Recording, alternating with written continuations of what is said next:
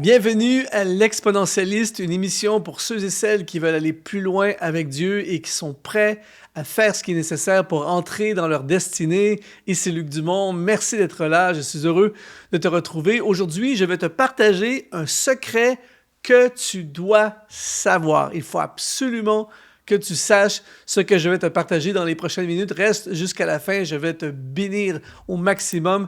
Je veux également t'offrir une masterclass tout à fait gratuite qui s'appelle « Comment atteindre les sommets de ta vie ». Dans cette masterclass, je t'explique comment monter plus haut, comment atteindre des objectifs dans ta vie qui semblent parfois inatteignable, comment monter en altitude, prendre de l'altitude avec Dieu. Alors, tu vas dans le lien qui apparaît au bas de cette vidéo et tu peux avoir accès tout à fait gratuit à cette masterclass. Alors, aujourd'hui, la question que je veux te discuter avec toi, c'est ce que j'appelle la puissance de l'intentionnalité.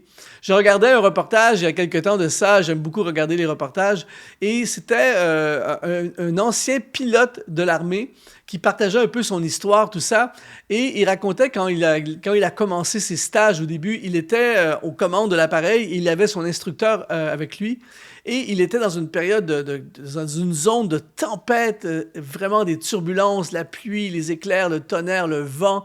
Et il devait poser l'appareil. Il voyait au loin la piste d'atterrissage, mais il y avait tellement de vent contraire et d'opposition qu'il a dit à son instructeur, « Je n'ai aucune idée comment je vais faire pour poser l'appareil. » Et son instructeur lui a répondu, c'est un peu drôle, mais en même temps, c'est profond. Il a dit, « Tu dois poser l'appareil là où tu veux qu'il aille. » Et en fait, c'est simple, mais tous les éléments poussaient l'avion dans une direction contraire à la piste d'atterrissage. Et en d'autres mots, ce qu'il est en train de lui dire, c'est que sois intentionnel. C'est là que tu veux qu'il aille. Eh bien, amène l'avion là où il doit aller. Eh bien, c'est exactement la même chose que je veux te partager aujourd'hui. L'une des plus grandes puissances sur cette terre, c'est ce que j'appelle la puissance de l'intentionnalité. Chaque personne sur cette terre, toi et moi, on peut être intentionnel.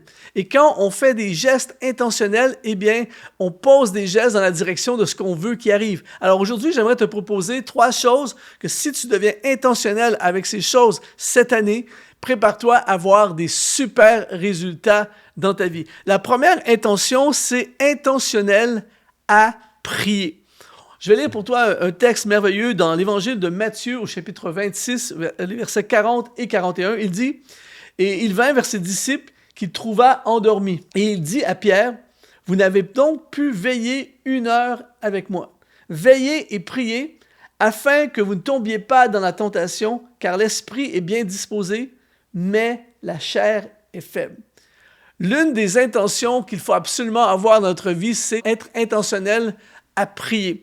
Et Jésus, à ce moment-là, et juste avant l'un des moments, le moment le plus difficile qu'il va affronter, c'est avant la plus grande attaque qu'il va y avoir contre lui pour l'amener à la croix. Et les disciples qui aimaient Jésus, qui marchaient avec Jésus, qui voulaient suivre Jésus, n'ont pas compris exactement ce qui se passait et ils ont laissé les circonstances, la fatigue, les amener à dormir. Ce qui n'est pas nécessairement quelque chose de mal, mais ce n'était pas le temps de dormir, c'était le temps de prier avant un grand combat. Et Jésus explique que notre esprit est bien disposé, on veut faire des choses, on veut marcher avec Dieu, on veut vivre pour le Seigneur, mais il explique que la chair est faible. Et donc, si on veut veiller et prier, il doit y avoir une intention. Et je veux te suggérer aujourd'hui de devenir, à partir de maintenant, après avoir regardé cette vidéo, je veux t'encourager à devenir intentionnel avec ta vie de prière. Qu'est-ce que ça veut dire? Ça veut dire qu'à partir de maintenant, à partir de demain matin, choisis et décide de prier. Si tu attends, par exemple, si j'attends que quand je me réveillerai naturellement, je prendrai un peu de temps dans la prière, je peux t'assurer qu'il y a beaucoup de gens, moi inclusivement, qui vont pas beaucoup prier parce que naturellement, l'esprit est bien disposé. On se couche le soir avec l'esprit bien disposé, mais le lendemain matin, quand il est tôt, la chair est faible et c'est plus facile d'obéir à la chair, de rester couché que de se lever et de passer du temps dans la prière. C'est tellement facile de laisser l'émotionnel l'emporter sur l'intentionnel. L'émotionnel, c'est je vais prier seulement quand j'aurai l'émotion de prier. Tandis que l'intentionnel, lui, peu importe l'émotion, je choisis de prier. Et quand tu deviens intentionnel pour prier, eh bien, peu importe que l'esprit soit bien disposé ou pas disposé, tu vas prier. Et parce que tu vas prier, il va se passer des choses formidables dans ta vie. La deuxième intention, c'est intentionnel vers ta destinée. C'est-à-dire que ta destinée, c'est le plan de Dieu, ce que Dieu a prévu pour ta vie. Malheureusement, comme ce pilote d'avion, il va y avoir plein de vents, plein d'obstacles, plein de choses qui vont arriver dans ta vie pour t'éloigner de ta destinée, pour te faire dévier de la piste d'atterrissage. Mais toi et moi, on va devenir intentionnels, pareil comme une femme extraordinaire dans la Bible qui s'appelle Ruth. Laisse-moi lire le livre de Ruth, chapitre 1, les versets 15 à 18. C'est une histoire émotionnelle, touchante et passionnante. Il est écrit, « Naomi dit à Ruth, « Voici ta belle-sœur est retournée vers son peuple et vers ses dieux. Retourne comme ta belle-sœur. » Au verset 16, Ruth répondit, « Ne me presse pas de te laisser, de retourner loin de toi. Où tu iras, j'irai. Où tu demeureras, je demeurerai. Ton peuple sera mon peuple et ton Dieu sera mon Dieu. Où tu mourras, je mourrai et j'y serai enterré. Que l'Éternel me traite dans toute sa rigueur si autre chose que la mort vient me séparer de toi. » Et Naomi, la voyant décidée à aller avec elle, cessa ses instances. Il faut que tu comprennes ceci, c'est que Naomi a un fils qui va épouser Ruth. Son fils va décéder et Ruth va se retrouver veuve. Ruth est une Moabite veuve. Elle ne fait pas partie du peuple d'Israël, elle n'adore pas le Dieu de Naomi et elle se retrouve veuve à l'époque. C'est une condamnation presque dans le contexte de l'Ancien Testament. Et là, elle va prendre une décision de destinée. Elle va devenir intentionnelle avec sa destinée. Elle pourrait laisser le contexte, je suis veuve, ma vie est brisée, etc., l'éloigner de la destinée merveilleuse qui l'attend. Mais à la place, elle va faire un acte d'intentionnalité. Elle va dire à Naomi, je vais marcher sur tes traces, je vais aller là où tu vas, ton Dieu va devenir mon Dieu. Je choisis de servir et de suivre ton Dieu.